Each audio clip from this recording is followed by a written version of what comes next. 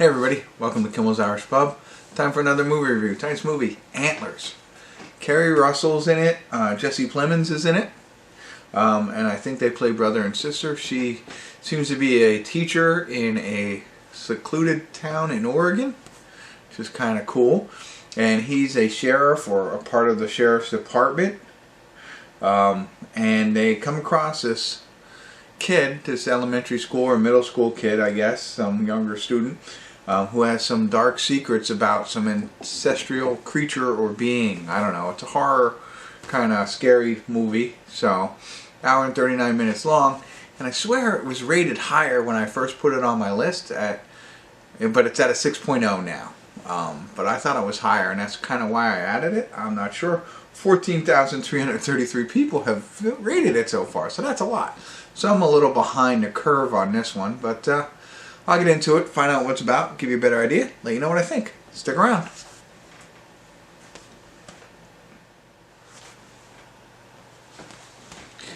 Hey everybody, I want to do a quick check-in here. We're watching Antlers. We're at the 42-minute, 33-second mark. Don't know why it's called Antlers yet, but it is kind of what they talked about. Keri Russell is the school teacher. Jesse Plemons is her brother, who is the sheriff, and they live in a small town in Oregon. And a little boy in her class is showing signs of a cry for help. Now, it does kind of set it up right in the beginning on what's going on, at least to a certain extent. So, not going to be a spoiler because it's right in the beginning, but something happens to the kid's father that turns him into something unpleasant. The kid and his brother kind of live with the father, but the father is restrained to the house. We'll put it to you that way. So Keri Russell's picking up on some things and trying to help this kid out, and it's interesting because, you know, the school very reluctant to get involved, you know, in cases, and it's interesting to see that aspect because what's going on in today's society. Anyway, so they're just really trying to piece it all together. Also, Keri Russell has a little bit of a past to her. We're not sure of everything. They have given us some breadcrumbs, but we don't know everything about it, and how it kind of relates. So there's a lot left to, you know, unfold here, and so far so good. I think it's interesting. So we'll see where it goes. See why the scores are down at a 6. But I don't know. So I just want to do a quick check-in. I'll get back to it here, find out more, and I'll get back to you.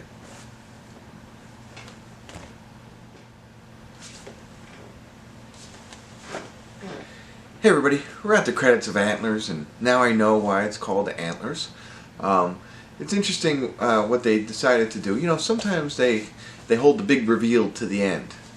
You know, and in most cases that works, in some cases it doesn't. And in this case, you find out a little bit more about what's going on earlier in the film, you know, right after I checked in, as a matter of fact, which is fine. But that, for me, lowered my score, my interest. I don't know. You know, I don't know if it would have been any better if they waited till the end, but I don't know. For some reason, I was like, you know, I think I like the intrigue in the beginning, and then, you know, but that's the way they set it out for you. Again, that's not a spoiler because you don't know what's going on. But you know, that was one of the things that I didn't like it about this. I do like not the dramatic climax. That was okay, but the ending, I like that piece of it more than I like the dramatic ending. You know what I mean? It's funny. It's interesting. Like I said, like Keri Russell was this kid's teacher, and this movie says to me, "Wow, what teachers wouldn't do for their students." You know, I think she's kind of a new teacher at the school. She came from California, has moved back to Oregon, where she grew up, and is now a teacher. But I don't get the sense that she's been there long. So I don't know how she developed such a relationship. Well, she didn't develop a relationship with this one little kid. But by the way this movie goes, you'd think she'd known him forever and, you know, is one of his own. But so, you know, there's that whole aspect of it, of how it escalates rather quickly, and she escalates with it, if I could say. Which kind of is like, you know, there's no. I mean, that's great. That's great for her, and you know, I guess maybe her morals and her, you know, taking action kind of person she is as a teacher. So I think it's more speaking about our teachers than it is about her character. I don't know. And we do find out a little bit more about her background, but not much. You know, they kind of, you know, you get the sense, but you don't know everything. Some of it's kind of like, I think the movie is kind of dark, and the ending, the dramatic climax, is dark. Visually, you can't see much. It's kind of hard to see, but I think they did that on purpose for the environment that they were in. So, oh, I also forgot to tell you, Corey, I think it's Corey, I forget his last name. Let's see if I have it here. I don't want to look it up, but Slater from Dazed and Confused.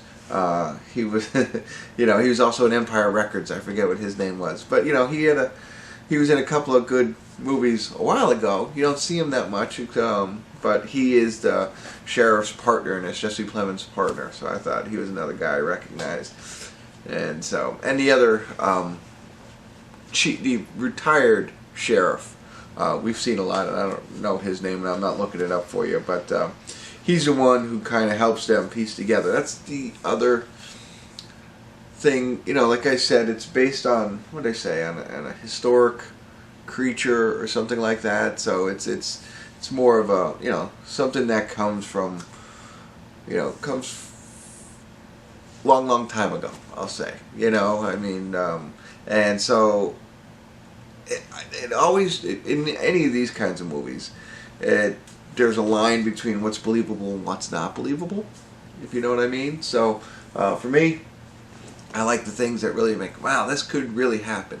Not that this couldn't really happen, I mean, sure it could, but it's not something I would believe in. So I lose my interest there as well. So that's what I got for you. That's it. As far as horror, scary, you know, it's obviously not for kids. It's a little bit, you know, there's no jump scenes. That's what I was saying. There's no real jump scenes or anything like that. It's just more about violence and gore and that kind of horror. So that'll help you out, I think, maybe. I don't know. Maybe not. I don't know.